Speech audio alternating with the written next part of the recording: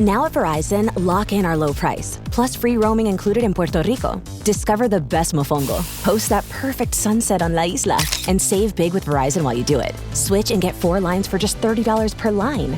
See? Just $30 per month with unlimited welcome with autopay plus taxes and fees. Plus calls, texts, and data in Puerto Rico included, so you can use your phone sin problema. Stop by your nearest Verizon store today. For unlimited welcome in times of congestion, unlimited 5G and 4G LTE may be temporarily slower than other traffic. Domestic data roaming at 2G speeds. Raise the rudders! Raise the sails! Raise the sails! Captain, an unidentified ship is approaching. Over. Roger. Wait, is that an enterprise sales solution? Reach sales professionals, not professional sailors. With LinkedIn ads, you can target the right people by industry, job title, and more. We'll even give you a $100 credit on your next campaign. Get started today at linkedin.com/results. Terms and conditions apply.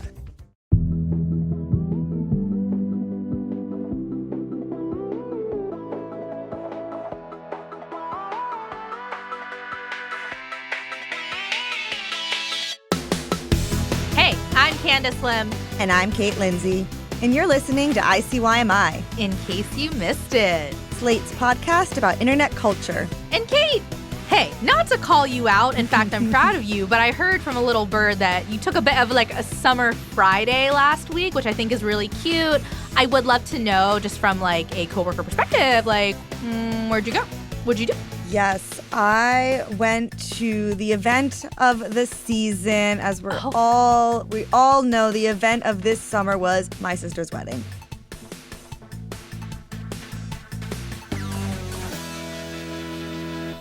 She is my younger sister. She got married over the weekend. It was lovely.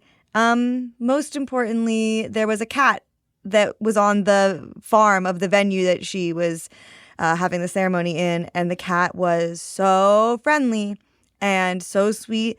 Let me pick her up. Her name is Snowball, and that is the highlight of the weekend, and I think my sister would understand me saying that. Now, Cat came with the venue? Yes, so apparently Snowball lives on this farm. No one owns her. Oh. But you can tell that every weekend she just flirts with whoever whoever happens to be there, whatever bride and groom and their families, because that cat eats human food. We gave her bagels. We gave her crackers. She ran off with a slice of pizza. I missed that. Someone was feeding her chicken in the reception. She was a whole other guest. We loved her so much. But because this day was like basically what everything in our lives had been leading up to for months, now that it's over, it's like, okay, summer's over. Like, everything I did in summer, I was like, well, there's still so much summer left. Like, my sister hasn't gotten married. Now that she's married, boom, it's pumpkin spice season as far as I'm concerned.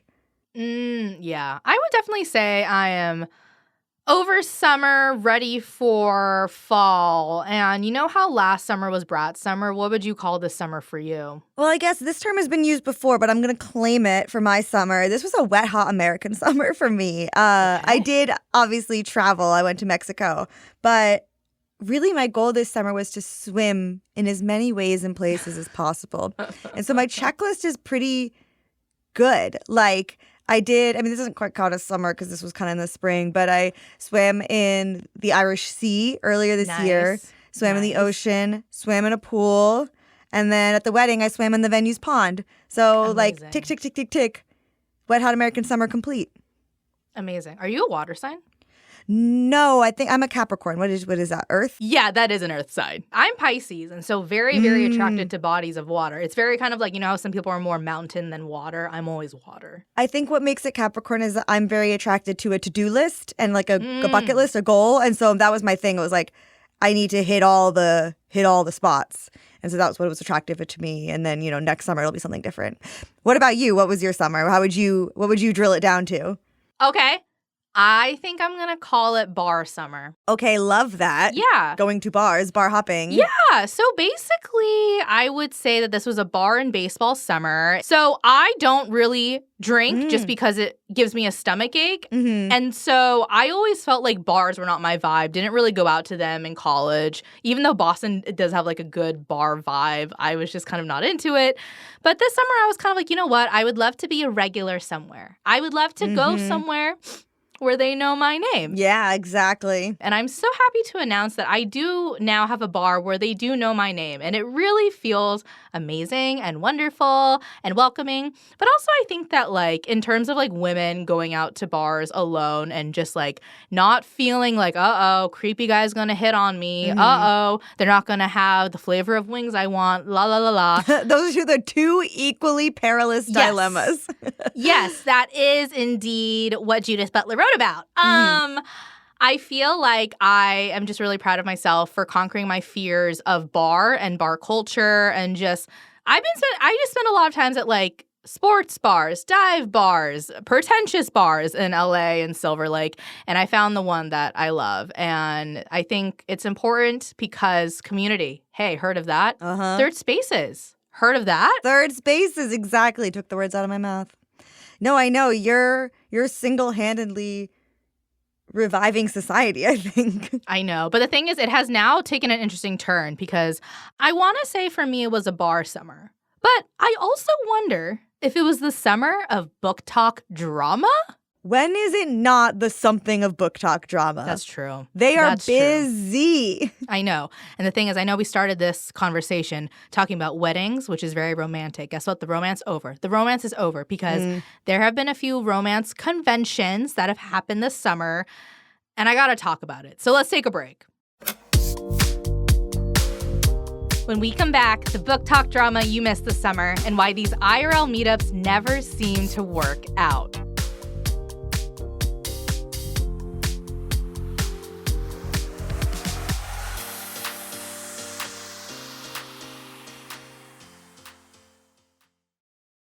This podcast is brought to you by Progressive Insurance. You chose to hit play on this podcast today. Smart choice. Progressive loves to help people make smart choices. That's why they offer a tool called Auto Quote Explorer that allows you to compare your Progressive car insurance quote with rates from other companies. So you save time on the research and can enjoy savings when you choose the best rate for you. Give it a try after this episode at Progressive.com. Progressive Casualty Insurance Company and affiliates, not available in all states or situations. Prices vary based on how you buy. Today's world is changing so fast that it's easy to feel lost. One thing that can help is amazing mentors. If you're in need of insights that could make your life better, you need Masterclass. I really loved watching Ron Finley's class on gardening. You may know him as the gangster gardener who built a community garden in South Central LA. His class gets into everything from why everyone should grow a plant, what types of soil you need to get going, and what good comes from learning to grow. With Masterclass, you can learn from the best to become your best. With plans starting at $10 a month, billed annually, you get unlimited access to over 200 classes taught by the world's best business leaders, writers, chefs, and more. Plus, every new membership comes with a 30-day money-back guarantee, so there's no risk. Right now, ICYMI listeners get an additional 15% off any annual membership at masterclass.com/online. That's 15% off at masterclass.com/online. Masterclass.com/online.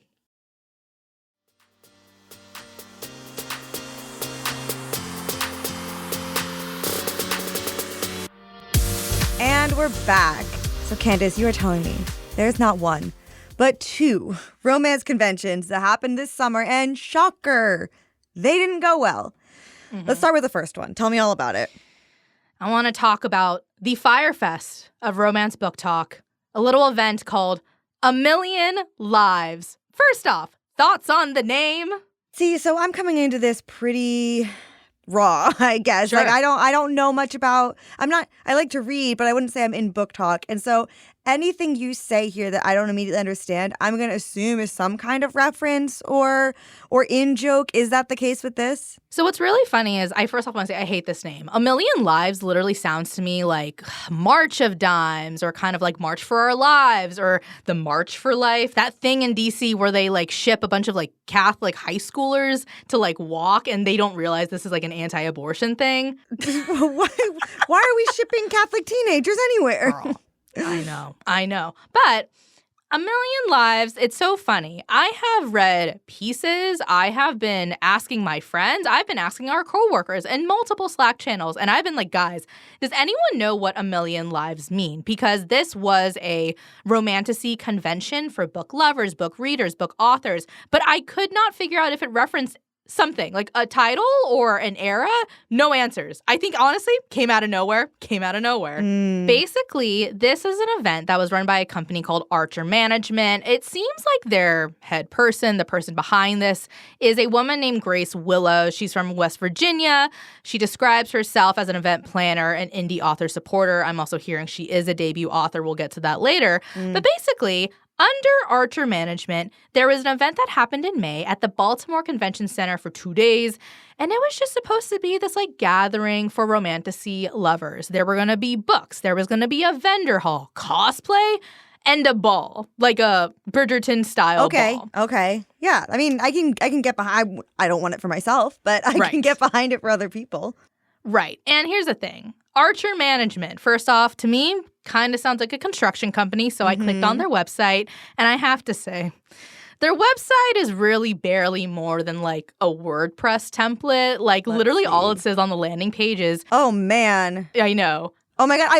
I'm not kidding. I was about to make the joke. Like, this is someone who did the bare minimum on Wix.com. I scrolled down, power and secured by Wix, baby. Yes, I'm waiting for it. Like, I genuinely thought at some point it was going to say, like, lorem ipsum, you know, like the blanket text. Yes, right. No, I bet if we dig, we'll find it. Exactly. And so when you go to their website, like, it says just in terms of what they do, quote, "We are here to host events to help build the bookish community." Okay. Whatever that means. So this was just made for sure for this event. Probably. And they also say they do not support the use of AI, which is great, but I don't think it really helps what happens next because this event, it is supposed to be for debut authors. Some of the authors that they invited that were going to come are like Hannah Levin, Michaela Hornado, Callista Neath. If you don't know those names, it's because these are people who are just entering the industry, publishing their first books. And this event was kind of supposed to be like a networking moment for them. It's important for debut authors to get out there IRL, to not only meet readers, but new readers, to literally sell books, to literally bring books with them and be like, here's the PayPal, da-da-da-da. Now, in terms of attendees and what they get from this convention, ticket prices were ranging from like $50 to $250, and there were definitely levels to this. And I mean, the whole point is that fans were going to go, they were going to hobnob with authors, they were going to buy books, they were going to go to panels for things like the art of voice acting and like a world building workshop. And I would say advertising-wise, marketing, just to like continue on the Wix metaphor, I wouldn't even say these were Canva approved. I would say someone opened a Word document and they accidentally drew a square. And then they wrote some text and selected like the first font that was not Times New Roman and just pushed that onto the Instagram. That's the vibe. Yeah, it's like when you get the second cheapest wine. You're like, I don't want to make it look like I'm getting the cheapest. I'm going to get the second cheapest. And this is like, I don't want it to look like I just fired up Word. I'm going to pick a slightly different font. Exactly. Okay, so far I've given you some of the basics of like what people thought was going to happen. I know, but the whole way you're describing this, I love, you're like, there was going to be a panel on this. Right. And I'm getting the sense that none of this panned out. Yeah, because they, and by they I mean the event management company. Archer. They claimed that like 500 to 1,000 attendees were going to show up.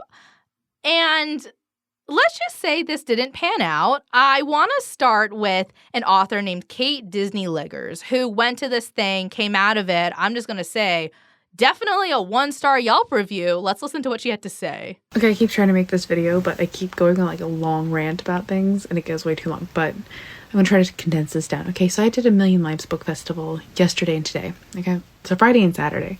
I took a day off work, even, to do this. And it was the shittiest event I've ever done. It was the shittiest I've ever, done in terms of book sales. It was the shittiest event I've ever been to.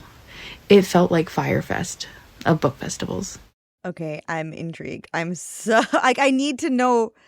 I mean, because what you're describing, I'm like, it all sounds like fun. Right. And so I'm just curious, not only how it went wrong, but how it went so wrong that that's the TikTok review it's getting. Yes. So this is a 9-minute TikTok that Kate, the author, her name is Kate, and your name is also Kate. Spiritually connected. But she spells it K-I-I-T. We are accepting of all Kates here. There you go. So this was a 9-minute TikTok that this author made because they had a really horrible time. At some point in this TikTok, they say this was a scam. And it's possibly because, remember I said that the event claimed that there were going to be 500 to 1,000 people there?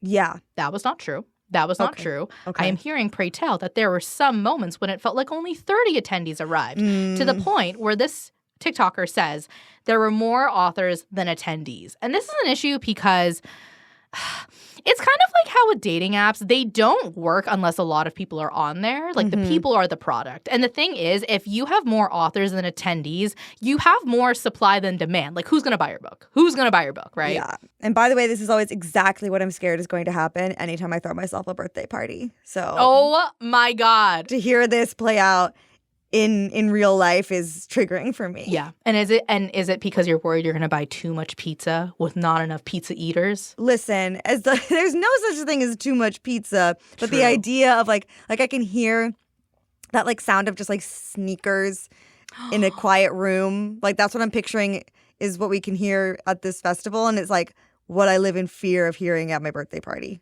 Yeah. Yeah. And so this is also what happened according to Kate. No water, no swag bags, no badges, no wristbands. She claims that, look, I'm not going to say she went into debt, but let's just say she had a negative cash flow because she did not sell enough books to cover her parking for 2 days. And just to reiterate that this is not a her issue, she said that she went to a book convention, a different one that was 2 blocks away from here, this Baltimore Convention Center, and she sold more books in 4 hours at that convention than she did here in 2 days. Yeah. And here's the thing. She talked about how, as an author, they don't get, a table to sell their books for free. They have to pay to, be a vendor. They have to pay to sit there and sell their books. So she paid for a table to sell her books. She paid to transport her books there. She took a day off work, off her day job, a place that gives her actual money. And it didn't pan out. Who are they communicating? I still need to know. Is it coming from Mr. Archer? Miss Grace Willows. Yeah, Okay. Grace apparently happens to be the person behind Archer Management, and she'll come into this. We'll hear her. We'll hear her Okay. soon. Oh, don't worry. And so I now want to take us to probably one of the most damning events of this convention, the Lavender Romance Ball. Okay. Now think of remember the Bridgerton fan event where there was just kind of a lone stripper on a pole in a corner? Yes. And adding in the Glasgow Willy Wonka experience. Oh, uh-huh. I would say we're kind of in this category. Perfect. Because I would love to play a clip of what the ball looked like, and I want you to describe to me what you see. Okay, Kate? Okay. Wow. Okay. So we're hearing Panic at the Disco, I believe, playing. I don't know if it's playing either on the TikTok or in the event itself, but let's just say that room, which looks like a high school gymnasium, is sparse. It's here's what this looks like exactly, actually. It looks like all the high school homecoming chaperones milling before the students arrive. Yeah. And if you had to guesstimate a number of how many people you're seeing in this gigantic room, what number are we thinking? 20 to 30. Exactly. Yeah. Yes. I saw a few little clusters. You know how the world is technically what is it? Some huge percent ocean? Sure. this was that amount of percentage of just floor versus actual humans standing on it. This room is somewhere between airport hangar, public storage unit. The floor just looks like it looks hard. It looks disgusting. There are no decorations, right? There's no decorations. No, I mean, like when I was talking about that sneaker sound earlier, the floor is exactly what produces that type of sneaker sound. And the lighting is really yellow. I mean, do you know the vibe? I mean, Lavender Romance Ball sounds really ethereal. And as far as I could see in the little clip, like no theme detected, no ambiance detected other than the lights come on at your high school dance and everyone's leaving. Yeah. And so apparently, while this ball was happening, everyone's upset, okay? It's like Fire Festival opening the box, looking at the sandwich that's like one piece of bread and cheese. Yeah. Now, according to a TikTok from another author who was there named Percy J., one of the authors who attended, I mentioned her up top, Callista Neath, okay? True hero. Takes it upon herself to confront the organizer of this event, Grace Willows. She confronts her and she tells her, hey, we're upset. We need a refund. What are you going to do about it? And Grace then records this TikTok acknowledging the concerns. Would love to hear it. Hi, everybody. I am wanting to issue a formal apology. I do understand that the ball tonight was not set up to standards. There were a lot of issues with getting set up, and it was not set up well. I want to apologize. If you would like a refund, please contact me, and I will issue a refund immediately. Thank you. Okay, and this, again, is what I fear having to make this kind of video after a birthday party, sending like through the Partiful or whoever isn't, secretly perhaps connected to Palantir, sending out a little note after that was like, I'm sorry, y'all, that sucked. I live in fear. Yeah. And then what happens is Grace goes on TikTok and she basically announces that attendees and authors, they are getting refunds. If you want them, you can get them by May 31st. I have not checked the logs. I don't know if they really fulfilled all of those refunds. But someone also made a Million Lives recovery website. And it is a grid of all the authors who attended with like links to their books because like they feel like they were cheated and scammed and they lost money by going to this event. I'm just going to say, if you throw an event where there needs to be a recovery website. Yeah. For all victims affected. Yeah. I'm so sorry. Again, would never want that for my birthday party. Exactly. You may be wondering, this event went so poorly. Archer must disappear from the earth, declare bankruptcy, never be seen again, right? What if I told you they're throwing another event in October? No. It is something called the Elegant Nocturnal Social. No. It's going to be neither elegant nor nocturnal nor social from the videos I've seen. And here's the real kicker, right? They proudly put it on their TikTok. I go to the Eventbrite. Because I'm trying to buy a ticket for you and me, right? Right, obviously. Eventbrite says, canceled. Oh. Canceled. Wow, okay. See, I was going to say, for journalistic purposes, I would have loved to go. Because, I know. People are allowed to learn from their mistakes. But I don't know, I'm seeing a lot of strikes here. Okay, so this was a wild journey, Candice. But you're telling me our journey has not come to an end. No. Because there's a second romance book convention that didn't go well. 2 in one summer. Yeah. When we come back, how a dark romance convention got darker than it should have, and what boundaries need to be established when BookTok goes IRL.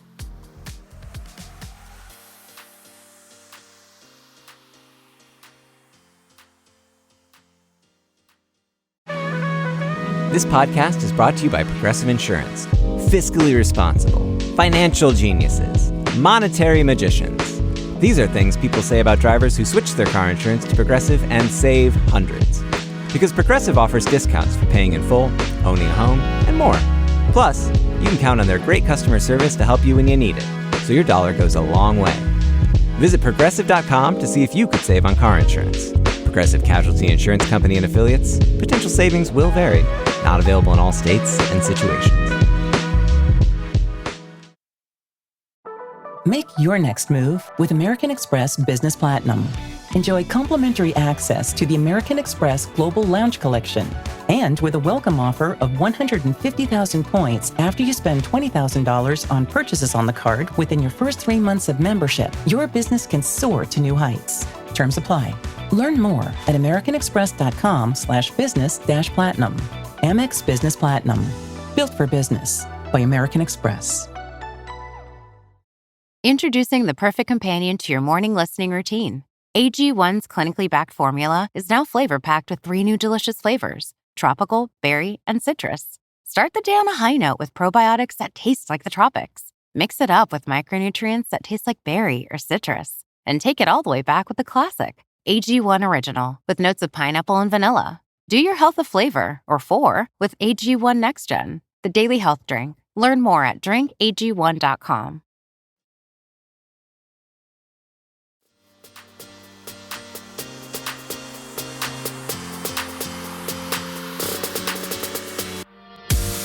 We're back, and we are in Candice's college town, aka Boston, where I'm getting word that a second book convention flopped. Candice, explain yourself. Explain myself. Yes. So, have you heard of a little dark romance convention called Sinners and Stardust? No. I mean, no. Again, I'm going to have to assume that's a reference. I do know about dark romance. I do know that BookTok loves it. Again, cannot say I've dabbled. Yeah. I will say first off, Sinners and Stardust, better name. Yes, I will say that. Website, fantastic. So basically, we are in Boston 2 weeks ago. There was a dark romance convention, and I kind of want to use this moment to just kind of like differentiate a little bit between like dark romance and the convention we just talked about. You know, A Million Lives, I would say, is a little more romantasy, so romance and fantasy. Dark romance, I would say, tends to kind of push the boundaries of like what you see on like mainstream romance novels. There are some more taboo elements that get tied into sexual elements of the book. This is things like kidnapping or consented violence, BDSM. I would say 50 Shades of Grey, but if the gray was a darker shade, are you catching my drift? Yeah. Okay. I'm scared of it. Be scared but prepared, Yeah. because the thing about this genre and this convention is that it's kind of supposed to be a safe exploration of danger. You know how like horror film fans, they love watching them because there is an adrenaline, your heart's pumping, but you know in the back of your mind you are not going to be hunted by the ghost, right? Like you are in a movie theater. Exactly. I think with dark romance readers, something they kind of love is stepping into these fictional worlds with these dynamics that they're not super familiar with in real life. But just because they like reading about it does not mean they like to do it in real life, or they expect it from their partners in real life, or they actually want to like, get kidnapped by a mafia billionaire boss. Right. You know what it's like. I'd prefer not to, if I'm being honest. But yes. Yeah. So those are the books that they're reading. Bringing this into real life, I think, just from an outsider perspective, you hear the words dark romance convention. A little bit of a stigma, a little bit of a, mysterious. I'm picturing, and this is probably incorrect, but when you say dark romance, I'm picturing someone in like robes, but I think that might just be my Harry Potter upbringing speaking. You're close. Robes, masks. That was kind of a common theme at this convention. Oh, like Eyes Wide Shut type stuff. Exactly. I think there are some expectations or images of like kink, but without the kink shaming, Oh, yeah. Yeah. So besides that, I would say that this convention, Sinners and Stardust, kind of a regular book convention. We have authors like Brynne Weaver. She wrote Butcher and Blackbird, Lee Rivers, J.L. Beck. Author signings. We have readers going to meet those authors. Tickets were like $150 to $395. I will say, though, just like looking at the website, it looked really well planned and really classy. So I think even though that's out of my budget, I totally think those are valid ticket prices. I'm not walking in scam. You know what I mean? I'm not walking in scam. Yeah, because that's normally what you expect to hear about dramatic conventions. But you're telling me this was not a Fyre Fest. It ostensibly went as planned. So where did things go wrong? Well, wouldn't you believe it that this event also includes a ball?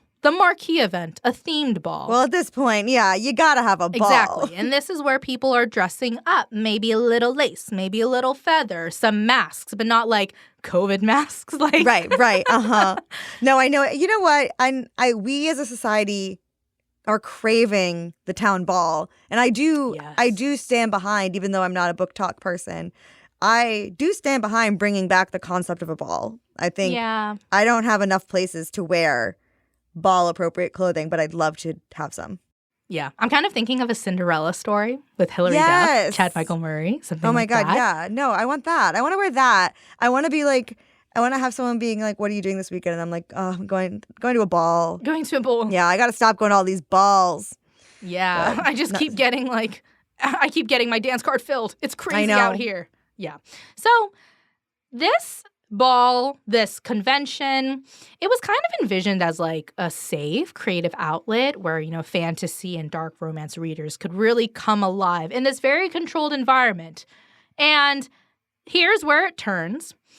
H.D. Carlton is an author, and after this convention, she wrote on her IG stories that a good friend of hers was hired to kind of be like a roaming entertainer, to like dress up as a book character. I'm going to compare it to Disneyland. I'm sorry. Like Disneyland characters. Is it like, my mind immediately went to the era of Abercrombie and Fitch when they would just have like hot models standing at the entrance? That's what I'm kind of picturing. Oh, yeah. That's good. Yeah, that is actually a very good comparison. And basically, H.D. Carlton says that a attendee allegedly put their hand down her friend's pants, backed him into a corner. He had a panic attack. They followed him around the convention. And later on in the night, he and another author were notified on their iPhones that there was an AirTag tracking him. Wait, like someone had snuck an AirTag onto his body?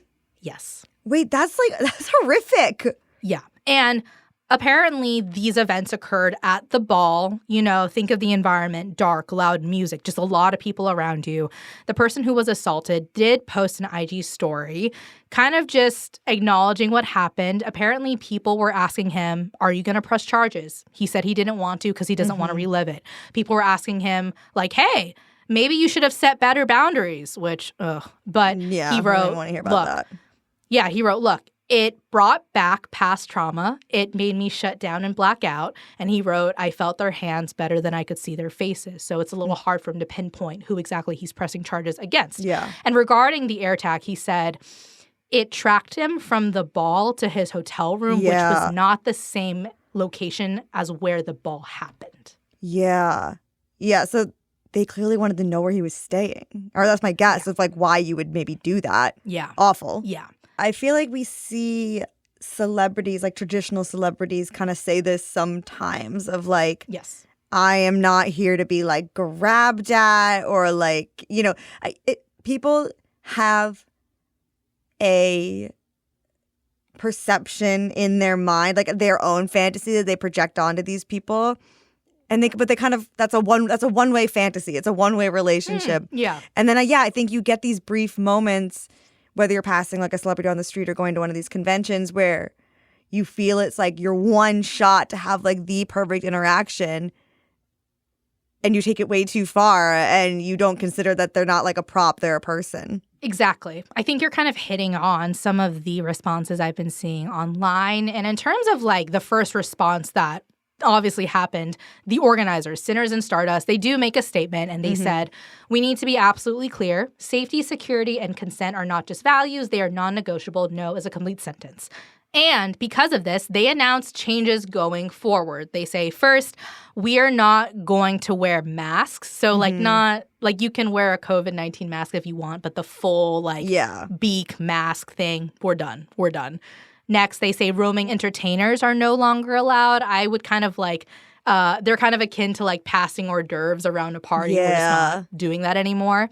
They said that authors and talent will have a special space that attendees are not allowed to enter. Yeah. And they actually want to decrease attendance next year and limit tickets sold. Yeah, that's interesting.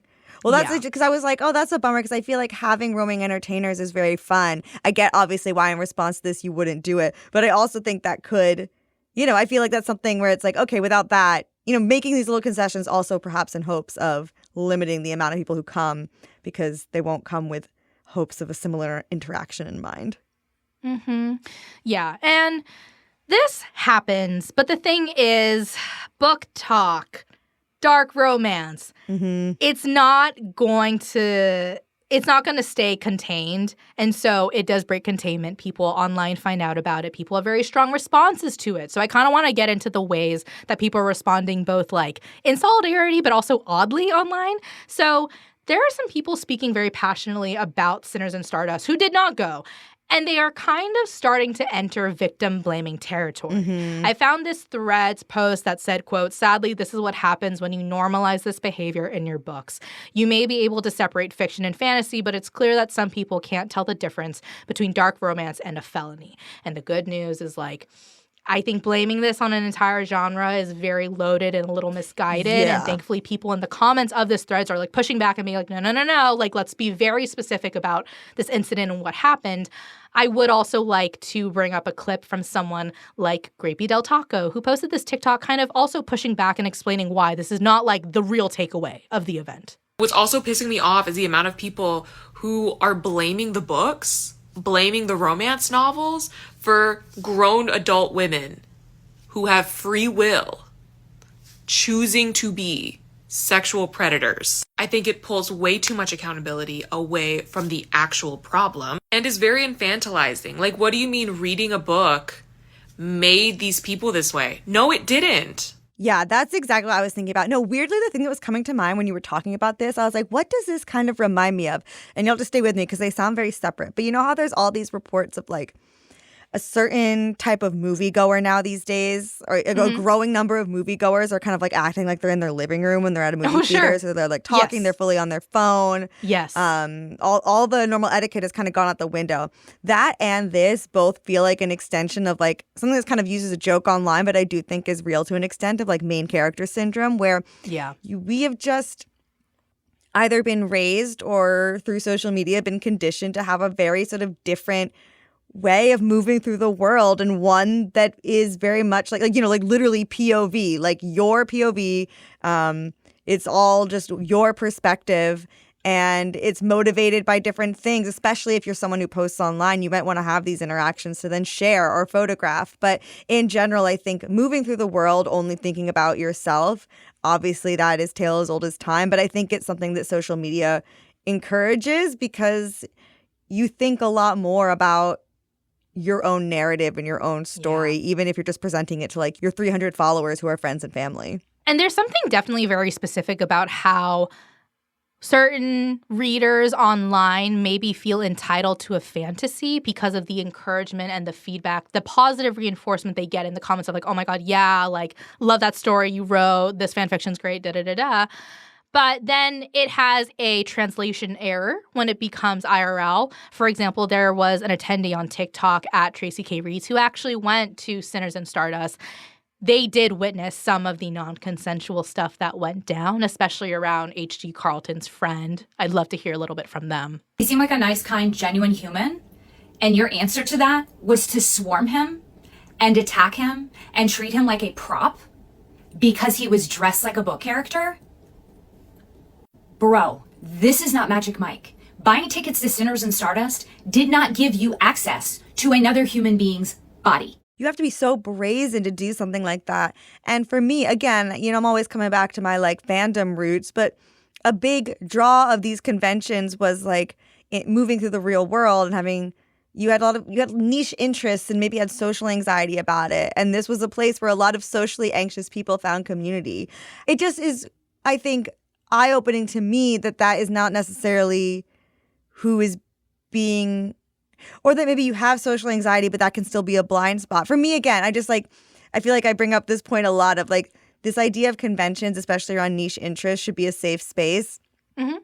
And whether it's a safe space because you're socially anxious and you get to find community, it also means like safe space for the people working. I think it's just as a shame because I think people who attend or start conventions are doing it with community in mind.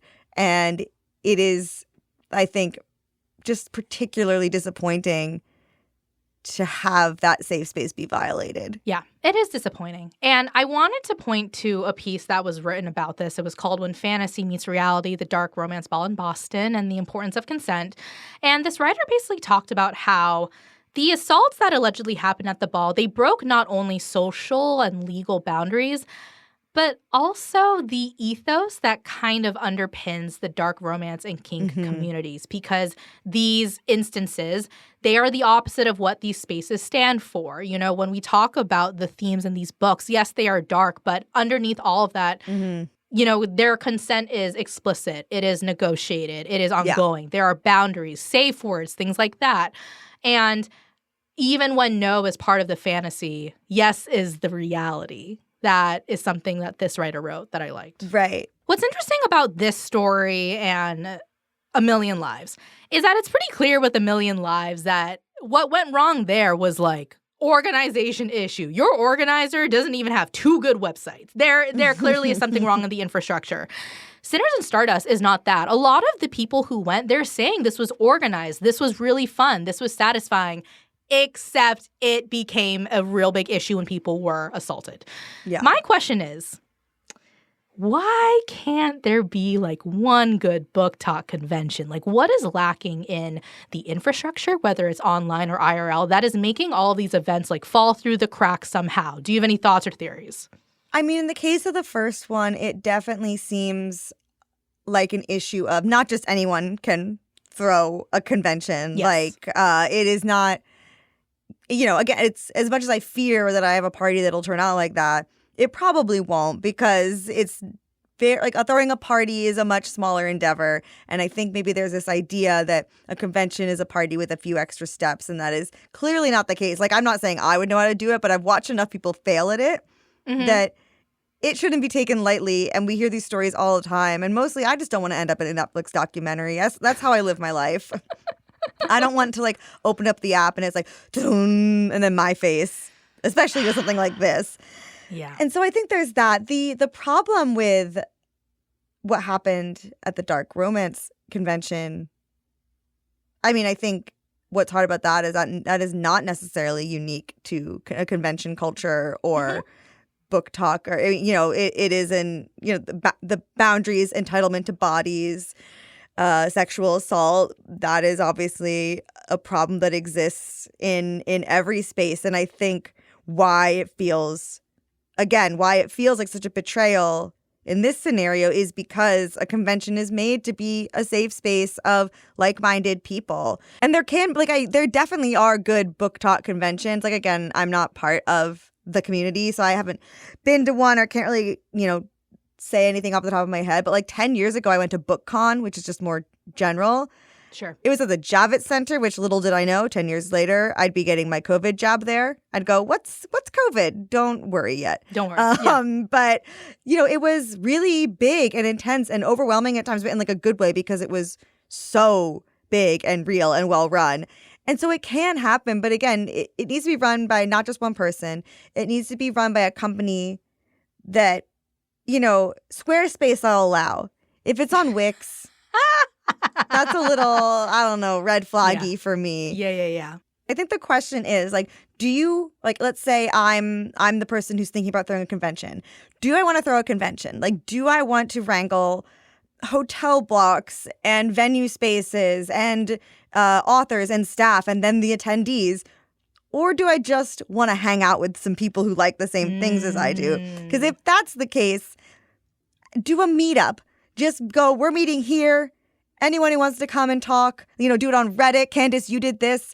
You talked about it in a Plus episode about the Las Culturistas Awards. You did this. Like, there are plenty of places online where you can gather people and then take it IRL. And it doesn't come with any, I mean, one, no one has to pay. No one's expecting anything. And everyone's coming in good faith to chat with other people with similar interests. And so I think it's obviously there's an onus on the people who attend, on the organizers. But I think similar to how Sinners and Stardust is like, we want less people next year.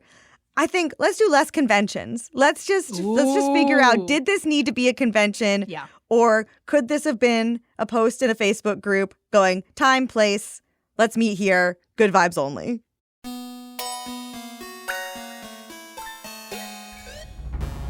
Okay, that's the show. We'll be back in your feed on Saturday, so definitely subscribe. That way, you never miss an episode.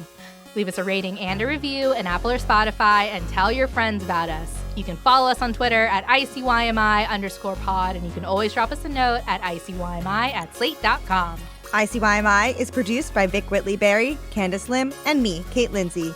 Daisy Rosario is our senior supervising producer, Mia Lobel is Slate's executive producer of podcasts, and Hillary Fry is Slate's editor-in-chief. See you online. And not at a convention center in Baltimore.